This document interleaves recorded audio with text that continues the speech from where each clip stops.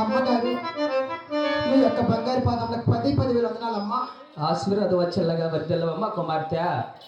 అయినా మరి మీ ఎంతగానో వేచిన చున్న చెరిక కావిలమైన నీవు అవునమ్మా. ఎందుకు బిడ్డ ఇంత ఆలస్యంగా వచ్చి ఉన్నావు? అలాగే తిరుగుతానమ్మా. ఏమిటమ్మా? నీ దగ్గర 2 వరుసలే బంగారు పౌరులు చేత పట్టుకొని మా అన్నగారు 7 మంది వేసిన చొనసరి కావాలి వెళ్ళానమ్మా. అవును కదా. అక్కడ గినమ 16 గినమ తిరిగావు. కేకలేసి గుమ్మలు తోలాను. ఎక్కడే కానీ కర గుమ్మడు కనిపించలేదమ్మా. తర్వాత అందు తూర్పు ఉత్తరం దక్షిణం 3 వైపులా కూడా పాతేశానమ్మా.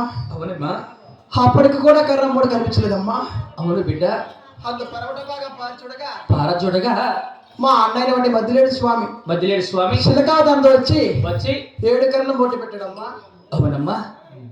ఆ 7 కర్రలు నా చిన్న చేతితో వీణలు తెలిచి బెడ్డుకు బెడ్ జోడించి ఆ యొక్క చిలకల కొల్లారంతో తయారు చేసిందమ్మా.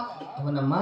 అందుకు ఆవిష్కరగాలంటే కలగాలంటే 7 మంది మా అన్నగారిని ముక్కోడి దేవతలను నా మనసారా వేడుకునగా ఆ యొక్క చిలకల కొల్లారంలో మనకి ఆశించదమ్మా.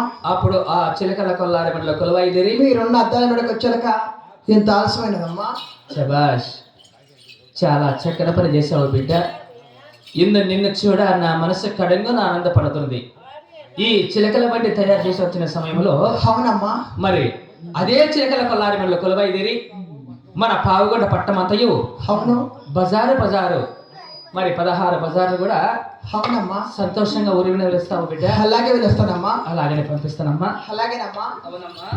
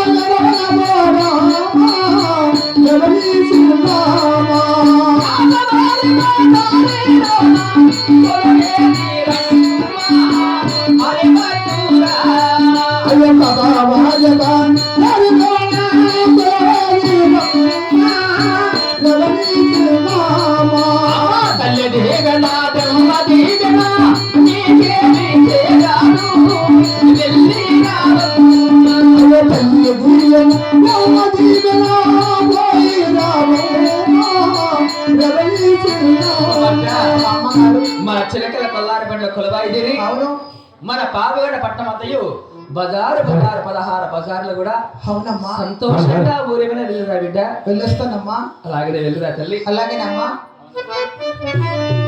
గోవింద నారాయణ వెంకటరాజ